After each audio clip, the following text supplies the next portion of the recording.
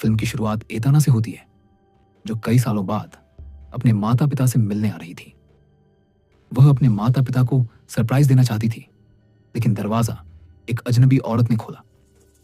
पता चला कि यह औरत एताना की मां डोरी की दोस्त थी। एताना ने सोचा था कि उसके माता पिता उसे देखकर बहुत खुश होंगे, लेकिन उल्टा हुआ। उसके माता पिता उसे देखकर डर गए। उसका भाई थोड़ा खुश हुआ, जो बचपन से उसे सबसे ज्यादा प्यार करता था। डोरी ने डरते हुए एताना से पूछा, तुम यहां क्यों आई हो? एताना हैरान होकर बोली, मैं आपसे मिलने आई थी। मुझे उम्मीद थी आप खुश होंगे। लेकिन तभी उसके पिता ने बीच में बोलकर उसे ऊपर जाकर आराम करने को कहा।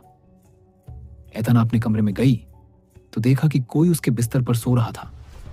जैसे ही उसने देखने की कोशिश की, वहां मौजूद व्यक्ति ने एताना पर हमला कर दिया। एताना डरकर नीचे भागी और चिल्लाई, मेरे कमरे में एक चोर है। तभी उस कमरे से एक लड़की बाहर आई। हमें पता चला कि उसका नाम नादिया था। एताना ने देखा कि नादिया ने उसके कपड़े भी पहन रखे थे और वह उसके कमरे में ऐसे सो रही थी जैसे वह इस परिवार का हिस्सा हो।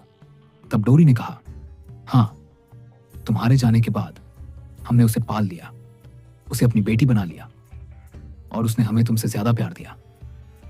एताना गुस्से में बोली, इसे घर से निकालो, मैं अपने कमरे में आराम करना चाहती हूं। डोरी ने जवाब दिया, नादिया कहीं नहीं जाएगी, तुम ऊपर वाले कमरे में जाकर सो जाओ।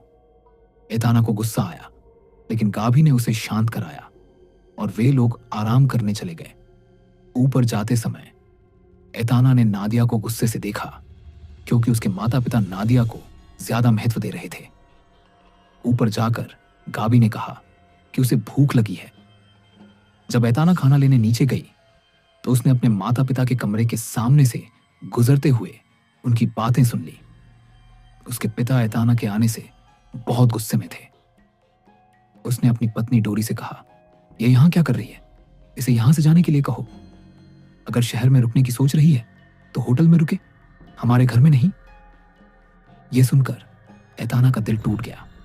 उसके अपने माता पिता उसके बारे में ऐसा कह रहे थे।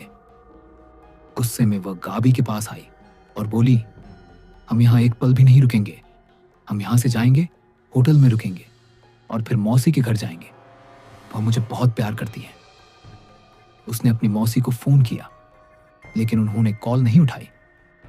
उन्होंने होटल में कमरा बुक करने की कोशिश की, लेकिन सारे होटल बंद थे। उनके पास रुकने की कोई जगह नहीं थी। गाभी के समझाने पर एताना वापस अपने माता पिता के घर आ गई।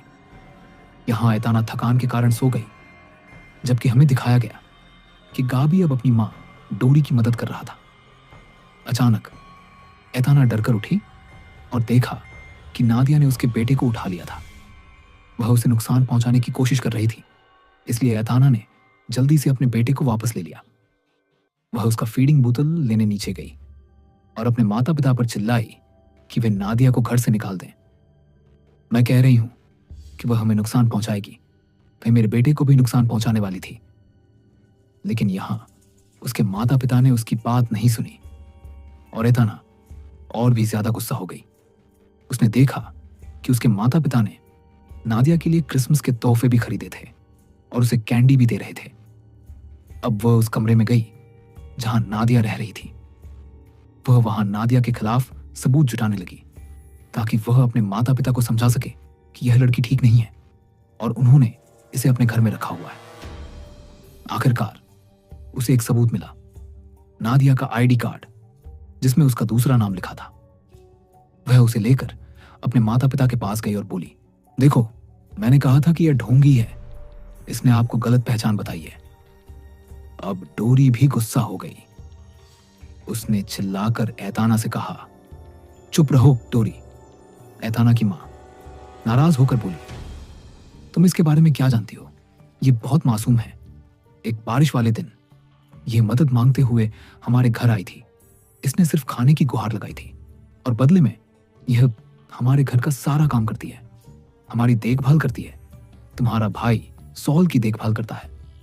हमें और क्या चाहिए? इसने हमें वह प्यार दिया जो तुम कभी नहीं दे सकती थी, इसीलिए यह हमारे लिए तुमसे ज्यादा महत्वपूर्ण हो गई है। अंत में उसकी मां ने यह भी कहा, अगर तुम्हें इससे इतनी ही परेशानी है तो तुम्हें यहां से चले जाना चाहिए, जैसे तुम पहले हमें छोड़कर चली गई थी। ये सुनकर एताना टूट गई। उसने यहां से जाने का फैसला कर लिया, लेकिन उसका भाई सॉल उसके पीछे भागा। उसने उसे भावुक करने की कोशिश की और कहा, तुम जानती हो मैं तुम्हें कितना प्यार करता हूं। तुम इतने सालों बाद यहां आई हो, मैं नहीं चाहता कि तुम इतनी जल्दी चली जाओ। उसके इतना आग्रह करने पर एताना इस क्रिसमस पार्टी के लिए रुक गई, लेकिन उसका गुस्सा अभी शांत नहीं हुआ था। कमरे की खिड़की से उसने देखा कि उसके चाचा चाची को छोड़कर घर में कई अन्य मेहमान आए हुए थे। वे सभी बुजुर्ग थे और एताना उनमें से किसी को भी नहीं पहचान पाई। वह अपने चाचा चाची के आने की उम्मीद कर रही थी, लेकिन वे नहीं आए। जब वह नीचे जाकर इस बारे में बात करने की कोशिश करती है तो देखती है कि उसका दरवाजा भी नहीं खुल रहा है। अब वहां से निकलने के लिए एताना बालकनी से कूद जाती है। अचानक उसके गिरते ही सभी मेहमानों का ध्यान उसकी ओर खींच जाता है। एक अजीब माहौल बन जाता है और डोरी एताना से कहती है, बदतमीजी मत करो, यह कैसा व्यवहार है। लेकिन अब एताना ने तय कर लिया था कि वह नादिया की सच्चाई सबके सामने नहीं लाएगी, तब तक नहीं जाएगी। इसी बीच एताना को उसकी मौसी का फोन आता है, जिसे उसने अभी अभी कॉल किया था। वह मौसी से पूछती है, आप अभी तक क्रिसमस पार्टी में क्यों नहीं आई?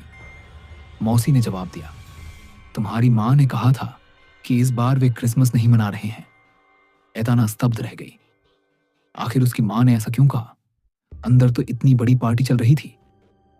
2 और लोग आ जाते तो क्या हो जाता? एताना पार्टी में जाती है और देखती है कि सभी निकोलस नाम के एक आदमी को बहुत महत्व दे रहे हैं।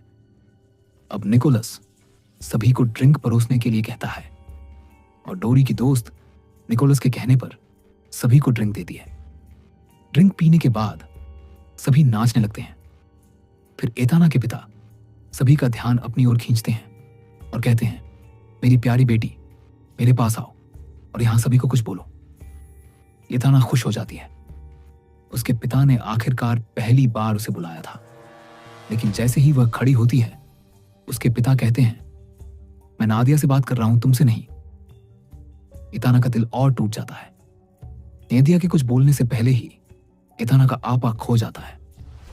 वह सबके सामने ओवर रिएक्ट करने लगती है और कहती है, मेरे माता पिता ने जिसे अपनी बेटी बना लिया है वह उनकी बेटी नहीं है।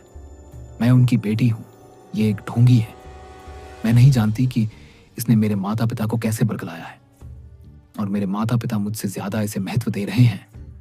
एताना यही नहीं रुकती, वह अपने माता पिता के नए दोस्तों से भी कठोर शब्दों में बात करती है, यहां तक कि निकोलस से भी। उसके पिता उसके व्यवहार पर इतने गुस्सा होते हैं कि उसे कमरे में जाने के लिए कहते हैं। काबी और उसका बेटा भी कमरे में थे। वैसे भी अब एताना सो चुकी थी। रात में उसका बेटा भूख से रोने लगा। जब वह नीचे आई तो हैरान रह गई कि जीवंत पार्टी अब पूरी तरह खत्म हो चुकी थी। वैसे भी उसे इससे कोई लेना देना नहीं था। वह अपने बेटे के लिए दूध लेकर ऊपर जाने लगी। तभी उसने देखा कि नादिया मेहमानों के कपड़ों से कुछ चुराने की कोशिश कर रही थी। एताना आगबूला हो गई। उसने नादिया के हाथ पकड़े और उसे ऊपर खींचने लगी। वह चिल्लाई, अब मैं माँ पापा को तेरा असली चेहरा दिखाऊंगी, तू चोर है। जब वह अपने माता पिता को बुला रही थी, नादिया उससे गिड़गिड़ाकर बोली, प्लीज ऐसा मत करो, मेरी जान खतरे में है। प्लीज समझो, मेरी बात सुनो, ये लोग मुझे मार डालेंगे, मुझे नहीं छोड़ेंगे।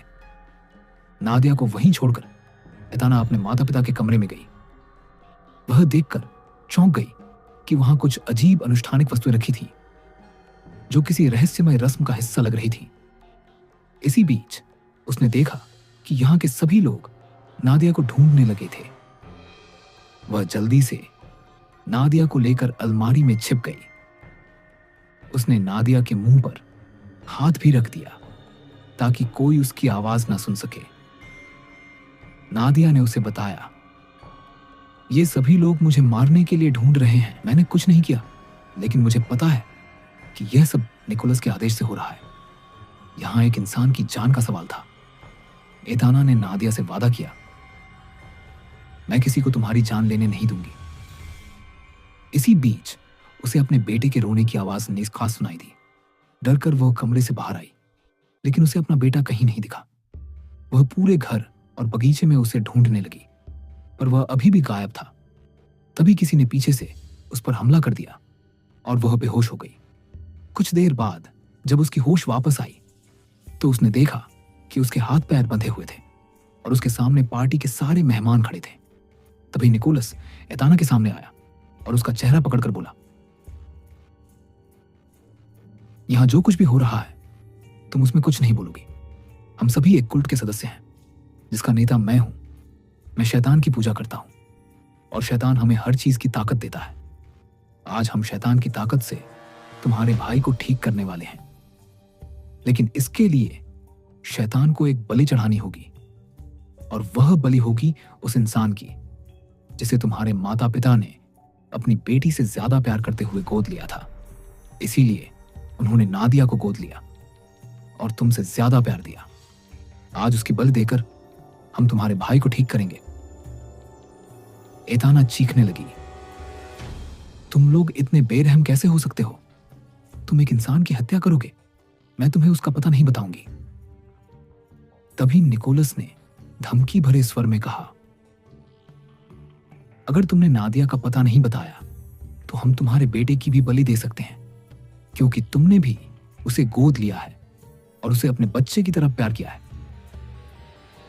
एताना बहुत डर गई और अपने बेटे को बचाने के लिए उसने नादिया का छिपने का स्थान बता दिया।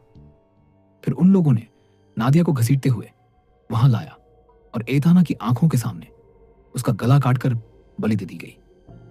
नादिया के खून से उन लोगों ने एक रस्म पूरी की और उसके भाई सोल को उस खून से नहलाया। एताना यह दृश्य बर्दाश्त नहीं कर पाई और बेहोश हो गई। सुबह जब उसे होश आया तो वह अपने बिस्तर पर थी। सब कुछ सामान्य लग रहा था। जब वह नीचे आई तो कल रात के वे सभी लोग गायब थे। उसके चाचा चाची घर पर मौजूद थे और सब पहले की तरह खुश दिख रहे थे। एताना ने सोचा कि शायद उसने जो कुछ देखा वह सपना या कोई भ्रम था, क्योंकि अब उसे वे बातें ठीक से याद भी नहीं थी, जैसे किसी ने उसके दिमाग से मिटा दिया हो। उसकी माँ पापा भी अब उसके साथ अच्छा व्यवहार कर रहे थे, बिल्कुल कल जैसा अजीब व्यवहार नहीं था। एताना ने देखा कि उसके पिता और चाचा साथ में खाना बना रहे थे। सब कुछ इतनी जल्दी कैसे बदल गया? अपनी उलझन दूर करने के लिए वह बगीचे में गई। रात के मुकाबले वहां का माहौल पूरी तरह बदला हुआ था। उसने मान लिया कि रात का सब कुछ सपना था, लेकिन जब वह अंदर आई तो उसने देखा कि उसका भाई सॉल अपने पैरों पर खड़ा था। यानी सच में एताना के माता पिता ने नादिया की बलि दी थी, जिसके कारण उसका भाई अब चलने लगा था। उसने सबको बताया कि नादिया चोर थी और चोरी करके भाग गई। एताना के पास कोई सबूत नहीं था जिससे वह सच साबित कर पाती। वह अब चुप हो गई क्योंकि उसके भाई को नई जिंदगी मिल गई थी। और इन्हीं दृश्यों के साथ फिल्म समाप्त हो गई।